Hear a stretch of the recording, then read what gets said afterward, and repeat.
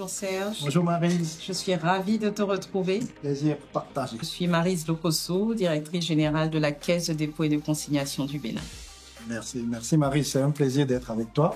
Moi je suis Serge Soglo, je suis directeur général de MTN Mobile Money, donc dans le secteur financier. Donc notre ambition c'est vraiment de pouvoir faciliter l'inclusion financière au Bénin. Donc voilà, c'est un plaisir d'être avec toi pour qu'on échange sur un sujet d'intérêt commun. Totalement. Je suis ravie en tout cas de partager ce moment avec toi.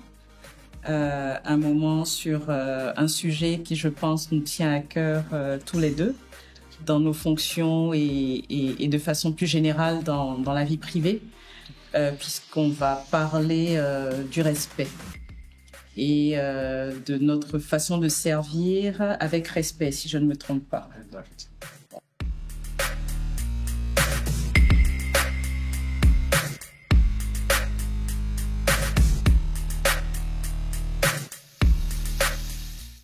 Mais bon, je pense que c'est un sujet assez large, parce que quand on parle de respect, le respect, c'est immense comme ça. Donc, je pense que forcément, on est appelé à développer certaines valeurs comme le respect. Et pour moi, c'est une des valeurs essentielles. C'est une des valeurs vitales en tant qu'humain qu'il faut qu'on puisse chérir, en fait. Et pour moi, le respect, c'est vraiment en fait ce sentiment de considération en fait envers les autres, valoriser les autres et considérer les autres, quelles que soient nos divergences, quelles que soient nos opinions, quel que soit le genre, tout ça, c'est vraiment le respect. Et c'est assez là. Je pense qu'on va creuser dedans de manière spontanée, mais je pense que chacun d'entre nous a une expérience en même dedans. Tout à fait. Je suis totalement d'accord avec toi. Le respect est aussi pour moi une valeur fondamentale. Et pour moi, le respect participe et constitue même la base du vivre ensemble. On ne peut pas vivre ensemble sans se respecter, que ce soit dans notre vie privée, que ce soit dans la vie professionnelle. Et je ne te connais pas encore beaucoup, mais je ne pense pas trop m'avancer en disant que l'homme que tu es dans la vie privée ne doit pas être très différent du DG, du directeur général, dans la vie professionnelle, et que les valeurs que tu véhicules et qui sont des principes de vie pour toi, tu dois certainement également les cultiver dans ta vie professionnelle. En tout cas, c'est comme ça que moi, je vois les choses. Et donc, la notion de respect, qui, comme tu l'as dit, est fondamentale pour le vivre ensemble, doit également être cultivée, encouragée dans ce milieu professionnel qui constitue en soi un écosystème de vie finalement. Et on passe plus de temps au travail, donc avec les collaborateurs, que dans son cercle privé. Et c'est en cela que la notion de respect, pour moi, effectivement, est à cultiver et à chérir et à encourager entre les équipes. Parce que, et on en reparlera certainement, je pense qu'une fois que tu as posé des bases de respect, cela transparaît également dans les performances que tu recherches au niveau de ton entreprise. Donc, c'est également un KPI, je pense, de mesure de la performance, ou en tout cas qui te permet de pouvoir atteindre la performance. Et qui dit respect dit bienveillance. Pour moi, c'est lié. Donc oui, je pense qu'on aura beaucoup à échanger sur le sujet. Tout à fait, tout à fait. Mais souvent, en fait, je sais pas ce que tu en penses, mais souvent, en fait, quand on parle de respect, dans la nature humaine, en fait, souvent, on a tendance, en fait, à respecter les gens en fonction de la valeur qu'on attribue aux gens, en fait. Je pense que c'est un challenge collectif parce que, en fait, vous verrez bien que dès que quelqu'un peut-être occupe une fonction donnée, un titre donné, on a du plaisir à l'appeler par son titre et tout ça, ronflant et tout. Et puis, paf, lui-même, il s'y accroche, il s'associe au titre et puis il se dit, voilà, je suis tout puissant. Et puis, paf, en fait, après, le jour où il n'a pas le titre, tout de suite, en fait, il y a un souci. Donc, en fait, je pense qu'on a développé quand même un système où souvent les gens vous respectent en fonction de quelle valeur ils voient en vous. Et c'est pas si faux que ça. Je pense que c'est un système généralisé parce que, en fait, quand vous regardez, moi, je sais pas si je prends même l'échelle d'un pays, quand vous prenez peut-être la Chine il y a 100 ans, ou il y a 60 ans, ou il y a 50 ans, la Chine n'est plus la même Chine. Aujourd'hui, quand on parle de la Chine, on parle de la Chine avec respect. n'est-ce pas? Totalement. Voilà. Et de la même manière, même des entreprises qui étaient des PME, etc. Aujourd'hui, quand on appelle ces entreprises, tout le monde les admire, tout le monde les respecte, mais c'est à cause de la valeur qu'on y trouve. Donc, moi, je me dis, en fait, comment on arrive à avoir du respect qui va au-delà juste de la valeur qu'on perçoit de quelqu'un. Oui, parce que, en fait, souvent, vous allez voir les gens, quand ils voient quelqu'un qui occupe une fonction officielle, tout le monde court, on essaie de saluer, on dit, ah, bonjour patron, bonjour boss. Mais en fait, est-ce que c'est le titre qu'il respecte ou bien c'est la personne? Et je pense que c'est un challenge qu'il faut qu'on discute, en fait. Comment on arrive à gérer ça? Tu as totalement raison et sans même aller trop loin, même le Bénin, notre pays. Aujourd'hui, on parle du Bénin avec beaucoup plus de respect. Moi, je suis née en Côte d'Ivoire, j'y ai grandi. Et à l'époque, on avait beaucoup de mal à dire qu'on était béninois parce que la perception du Bénin était très mauvaise. Mais aujourd'hui, je vois que c'est avec beaucoup de fierté que les jeunes et les moins jeunes, d'ailleurs, y compris moi, nous targuons d'être béninois. Donc, je suis totalement en phase avec toi.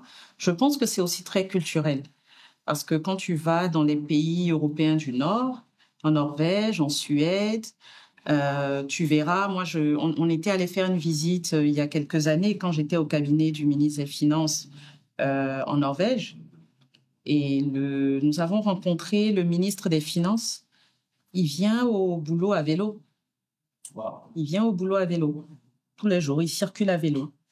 Et donc, ils se font dans la masse. Il n'y a pas de privilège particulier associé à leur fonction. Et donc, cette notion de... Alors, je ne vais pas dire pour autant que cela a trait avec le respect, mais en tout cas, cette notion de simplicité, d'humilité, moi, je la lie aussi au respect. Effectivement, dans nos cultures, nous sommes valorisés par le titre. Et je dois te dire que, effectivement, pour moi, c'est quelque chose d'essentiel et je m'évertue tous les jours à me dire que ce titre ne me définit pas. Je ne suis pas DG, CDC, Bénin. En tout cas, ce n'est pas ce qui me définit en premier. Et je veux rester au quotidien Maryse Lokossou. Et Maryse Lokossou, c'est la femme qui sait être humble, c'est la femme qui sait faire preuve de simplicité, c'est la femme qui sait aborder tout le monde, de la personne qui fait le ménage au ministre d'État qui va se présenter dans nos bureaux avec le même respect, avec la même déférence. Et puis, les Ivoiriens disent quelque chose, hein, tout laisse. Aujourd'hui, tu es directeur général, et la minute qui suit, tu peux ne plus l'être. Donc, il ne faut pas s'attacher, pour moi, à ces titres. Mais par contre, ce qui reste, et je te le disais incidemment, ce que moi, je souhaite laisser, en tout cas comme legacy, le jour où je ne serai plus là, ce n'est pas le fait d'avoir été directrice générale. Ce sont les valeurs humaines que j'aurais partagées et ancré au sein de l'institution, et cette notion de respect en fait partie. Je dis régulièrement à mes équipes que nous devons pouvoir tout nous dire. Moi, j'ai un management très participatif. Je veux qu'on puisse se parler, mais je dis 3 choses. Nous devons pouvoir nous parler avec respect, en faisant preuve d'écoute et de bienveillance. Pour moi, ce sont vraiment 3 valeurs qui sont essentielles. Et je m'efforce chaque jour de les inculquer à mes équipes. Oh, excellent. Je pense que tu as touché un point important pour moi, en fait. C'est comment on arrive, en fait, à faire le distinguo entre sa personne et sa position. Je pense que c'est quelque chose que nous tous, on est appelés, en fait, en tant que dirigeants, à constamment travailler. Parce que moi, je dis toujours, même si vous montez en griffe hiérarchiquement, faites tout pour que votre personne ne monte pas, que votre cœur ne monte pas, parce que ça vous permet en fait de garder la tête sur les épaules des gens. Mais ce que tu disais tout à l'heure pour dire tout laisse. Parce que en fait, souvent les anglophones disent fall in love with the mission, not with the position. Exact. Donc, il faut qu'on puisse travailler à comprendre que nous devons plutôt tomber amoureux de la mission pour laquelle on est là, quelle que soit notre position, plutôt que de tomber amoureux du titre. plutôt que de tomber amoureux du véhicule de fonction, plutôt que de tomber amoureux du salaire à je sais pas combien de chiffres. Et quand on voit les choses comme ça et quand on comprend en fait ensemble en tant que dirigeant qu'on est là pour une mission, je pense que ça change tout. Parce que si vous êtes en mission, en fait, vous comprenez que vous n'êtes pas plus que les autres. Les autres aussi sont en mission, ils vous accompagnent pour pouvoir réussir la mission. Et quand vous comprenez que vous êtes ensemble en mission et tout, et que chacun joue un rôle dans la mission, vous comprenez que chacun a de la valeur dans la mission et donc ça facilite de pouvoir respecter. Parce que le respect, en fait, ça commence à s'éloigner dès qu'on commence à se rendre compte que c'est vous qui devez montrer que vous êtes différent.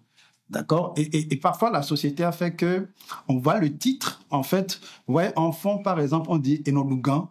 Enolugan.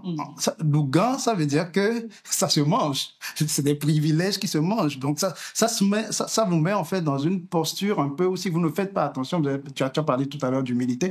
Quand tu ne fais pas attention, en fait, c'est très vite fait de pouvoir commencer à se sentir que dans la mission, je suis un peu plus importante que les autres. Et c'est là tout le danger, en fait, parce que à partir du moment où vous commencez à sentir que dans la mission, vous êtes un peu plus important, même un peu.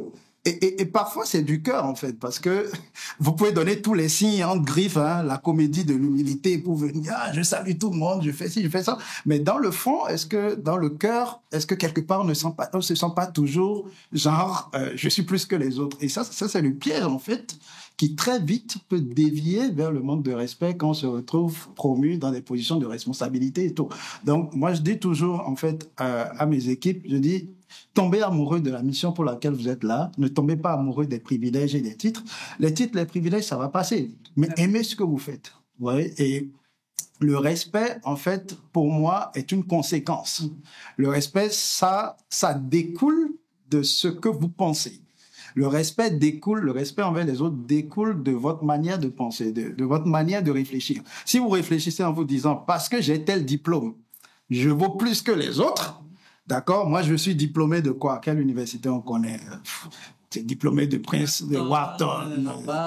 HEC. Bon. Puisque je suis diplômé d'HEC. Voilà, bon. Je vais faire un peu de pub. Un peu de pub, bon, bref. Donc, en fait, parfois, on pense que parce que vous avez plus de diplômes que les autres, vous vous dites, en fait, que vous méritez peut-être plus de respect. Mais pour moi, c'est une connerie. Parce que si vous regardez bien, beaucoup de gens super diplômés travaillent pour des entreprises possédées par des gens même qui n'ont pas de diplôme, qui n'ont pas grand diplôme. Ouais. Et quand vous comprenez ce système, ça vous installe dans une certaine humilité pour comprendre que vous valorisez, vous respectez les autres. Et le fait que vous avez un diplôme ne vous rend pas plus intelligent forcément que les autres. Les autres, dans la mission, il y en a qui ont des connaissances, des compétences qui sont tellement importantes que si ces compétences ne sont pas là, malgré vos diplômes, grands diplômes, d'accord, oui, comme on dit.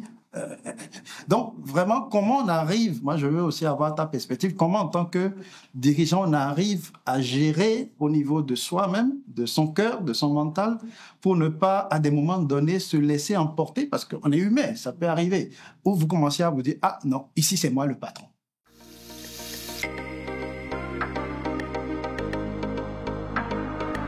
Il faut rester conscient que ça reste une position. À un moment donné, tu étais là et tu te retrouves là. Et qu'est-ce que le collaborateur se dit, on est 10 à attendre l'ascenseur et toi tu viens, toi tu passes devant nous, tu rentres. Le message que tu nous communiques, c'est que toi tu es plus important que nous. Toi, ton métier est plus important que nous. Et c'est tous ces liens-là, en fait, qu'il faut qu'on puisse corriger. La vraie vie, c'est les liens que tu as tissés avec les gens que tu as côtoyés au quotidien. Et pour moi, c'est vraiment ce qui reste. Le leadership, en fait, c'est d'abord l'exemple que nous donnons, même malgré nos imperfections. Chaque fois, je leur dis, j'ai fait de la mise en rayon dans ma vie. J'ai fait tous les petits boulots possibles, donc vraiment, ça pèse pas. Donc, il est hors de question pour moi qu'on me porte mes affaires. En fait, on est là pour un temps, on est là pour servir, pas pour se servir, on est là pour servir. Je mets beaucoup de respect et d'humilité dans ma façon de traiter les gens. Tu as l'impression que tu es très haut.